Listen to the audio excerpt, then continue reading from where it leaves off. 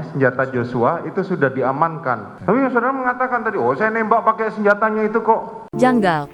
Sambo ngaku tembak dinding pakai senjata yang ada pada Yosua. Hakim sebut senjata Yosua kan sudah disita. Terdakwa Ferdi Sambo mengaku menembaki dinding rumah dinasnya di Komplek Duren 3, Jakarta Selatan menggunakan senjata Yosua.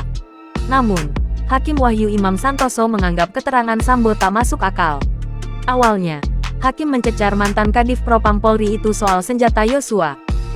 Senjatanya Joshua ada di pinggangnya.